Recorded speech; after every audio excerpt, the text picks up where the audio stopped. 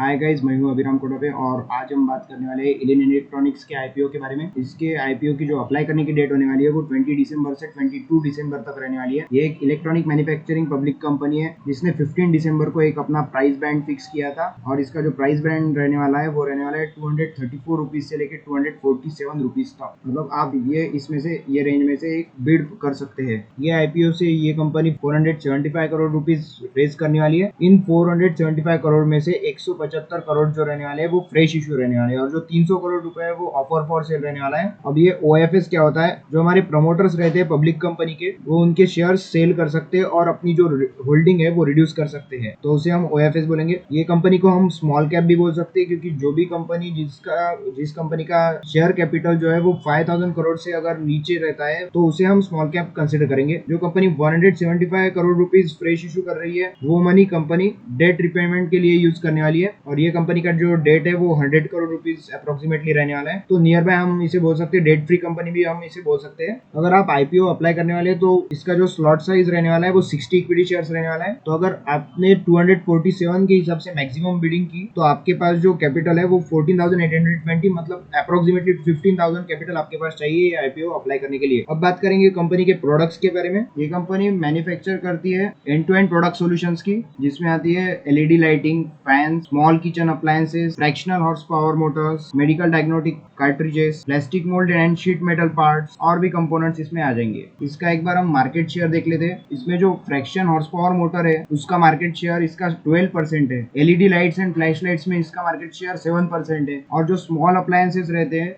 उनका market share 10.7% है। इलेन electronics जो कंपनी है वो अपने खुद के पार्ट तो बनाती है लेकिन बाकी कंपनी के सॉल्यूशन के ऊपर भी ये वर्क करती है। इलेन इलेक्ट्रॉनिक के जो कस्टमर्स है उसमें आता है Usha, Philips, Panasonic, LG, Havells, Bajaj electronics, everyday और ऐसी बहुत सारी बड़ी बड़ी कंपनियां यहाँ पे हम देख सकते हैं। अगर हम ये कंपनी का फंडामेंटल एनालिसिस देखेंगे तो हम देख सकते हैं यहाँ पे फिक्स असेट जो है वो यहाँ पे लगातार इंक्रीज हो गया है और कंटिन्यूअस इंक्रीजिंग फिक्स असेट है। साथ में ये कंपनी का हम नेट प्रॉफिट भी देख सकते हैं, लगातार यहाँ पे बढ़ता हुआ हमें दिखाई दे रहा है। एक नेट प्रॉफिट में भी हम यहाँ पे एक कंसिस्टेंसी देख सकते हैं। हम यहाँ पे रिटर्न ऑन इक्विटी भी देख सकते हैं। 12% 5 इयर्स का था, 13% 3 इयर्स में था और 14% लास्ट ईयर का था। तो ये भी एक इंक्रीजिंग नंबर है। अगर हम ये कंपनी का कंपैरिजन करेंगे बाकी कंपनियों के साथ, इसी सेक्टर के बाकी कंपनियों के साथ, तो जो डिक्सन है उसका पी 106 है और उसका शेयर कैपिटल 10,700 करोड़ है। अंबर का 52.5 पीई है और शेयर कैपिटल 4,240 करोड़ है। सायरमा का 68.3 पीई है और